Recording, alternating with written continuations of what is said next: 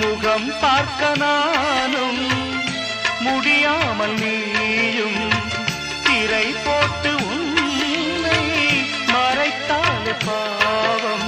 ஒரு முறையேனும் திருமுகம் காணும் வரந்தர வேண்டும், எனக்கு அது போதும்.